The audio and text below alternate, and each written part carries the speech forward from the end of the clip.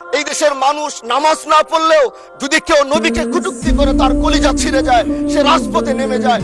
আমি বলবো যারা নবীকে কটূক্তি করে, নবীর নামে গালিগালাজ করে, এদের মৃত্যুদণ্ড এই আইনটাও যেন বাংলাদেশের এই সংসদ থেকে পাশ করা হয়। যারা নবীকে অস্বীকার করে তারা কোনোদিন মুসলমান থাকতে পারে না। এটা আইনের মাধ্যমে, এটা বাংলাদেশের পার্লামেন্ট থেকে ঘোষণা হবে, সেটা আমরা চাই।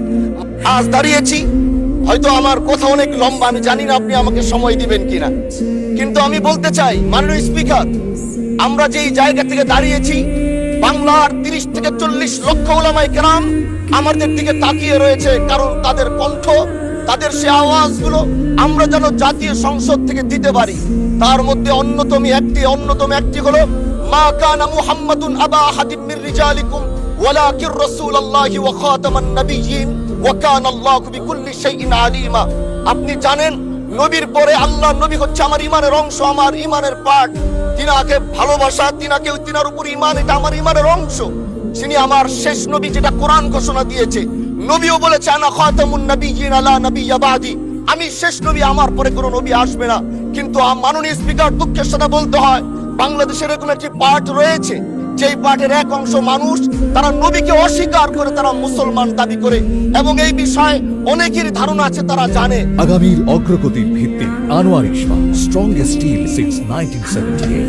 এই আন্দোলন করতে গিয়ে অনেক মুসলমানকে রাস্তায় শহীদ হতে হয়েছে, আন্দোলন করতে হয়েছে। স্বাধীনতার পর থেকে আজও সে আন্দোলন চলছে, কিন্তু আজও পর্যন্ত সেটা পাইনি। আমি মাননীয় প্রধানমন্ত্রীকে বলবো, আপনি বাংলাদেশে একটি ইতিহাস রচনা করে যাবেন।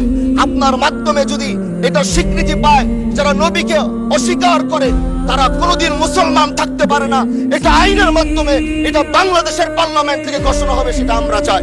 মাননীয় স্পিকার, আরেকটি কথা, আপনি জানেন আমরা আমাদের নবীকে সবচেয়ে বেশি ভালোবাসি, যিনি আখিরি নবী, যাকে বলা হয়েছে ওয়ামা আরসালনাকা ইল্লা রাহমাতাল লিল আলামিন। আমরা বারবার দেখছি কিছুদিন পর পর কারা যেন কিভাবে এসে আল্লাহ নবীর শানে কটূক্তি করে, নবীকে নিয়ে অশ্লীল ভাষায় গালিগালাজ করে, নবীর শানে কটূক্তি করে। এই আন্দোলন, এই সংগ্রাম করতে গিয়ে আপনিও মাননীয় স্পিকার দেখেছেন, রাস্তাঘাটে আন্দোলন করতে গিয়ে কত মানুষ মৃত্যুবরণ করেছে। যদি একবার বাংলাদেশের আইনে, কারণ মুসলমান যদি আমাদের বাংলাদেশে পার্সেন্টেজ অনুযায়ী আমাদের অবশ্যই মুসলমানদের সংখ্যা এই দেশে অনেক বেশি। আমরা তো অন্য কিছু চাচ্ছি না। এই দেশের মানুষ নামাজ না পড়লেও যদি কেউ নবীকে কটূক্তি করে তার কলিজা ছিঁড়ে যায়, সে রাজপথে নেমে যায়।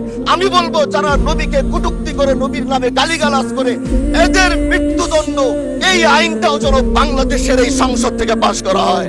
মাননীয় স্পিকার, এই কথাগুলো বলতে গিয়ে অনেক কথা হারিয়ে যাচ্ছে এলাকায়।